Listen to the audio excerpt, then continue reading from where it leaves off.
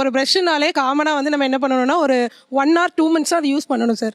அதுக்கு மேலே நம்ம அதை யூஸ் பண்ணும்போது வந்து என்ன ஆகும்னா அது நம்மளோட கம்ஸை வந்து பாதிக்கிறதுக்கான வாய்ப்புகள் அதிகமாக இருக்கு. சரி, நம்ம சித்தா டாக்டர் தானே, நம்ம வேப்பங்குச்சி யூஸ் தானே பண்ணுவோம். இந்த வீடியோவில் பார்த்தீங்கன்னா நீங்கள் ஒரு சித்த மருத்துவர் தானே, வேப்பங்குச்சி தானே யூஸ் பண்ணணும் அப்படிங்கிறத வந்து நடுவர் வந்து சொல்லியிருந்தாங்க. அந்த காலத்துலலாம் வந்து என்ன பண்ணணும் அப்படின்னா வேப்பங்குச்சி தான் நம்ம வந்து யூஸ் பண்ணோம். பட் ஆனால் வேப்பங்குச்சி யூஸ் பண்ணும்போது அது என்னென்ன சைடு எஃபெக்ட்லாம் உண்டு பண்ணுதுன்னா கம் இன்ஜுரி உண்டு பண்ணலாம்.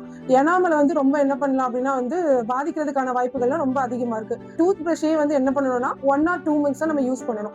எதுக்காக 1 or 2 months யூஸ் பண்ணணும்? ஜஸ்ட் ஒரு டூல் தான். நம்ம என்ன பண்ணலாம், அதில் பேஸ்ட் வச்சு யூஸ் பண்ணலாம், இல்லைன்னா பல்பொடி இதை வச்சு யூஸ் பண்ணும்போது பல்லில் இருக்கக்கூடிய கரைகள் ஆகட்டும், பல்லில் இருக்கக்கூடிய அந்த சொத்தைகள் வராமல் அது என்ன பண்ணுது அப்படின்னா ப்ரிவென்ட் பண்ணுது. பட் இந்த டூலையும் எதுக்காக 1 or 2 monthsல வந்து நம்ம சேஞ்ச் பண்ணணும்னு சொல்லி பார்த்தீங்கன்னா அதில் இருக்கக்கூடிய ஃபைபர் வந்து கொஞ்ச நாளாக அதோட எலாஸ்டிசிட்டி வந்து இழந்துரும். எல்லாத்தையுமே ப்ராப்பராக வந்து அதால் ரிமூவ் பண்ண முடியாது. பல்லில் கரைகள் சொத்தைகள்லாம் வர்றதுக்கான வாய்ப்புகள் ரொம்ப அதிகமாக இருக்கு.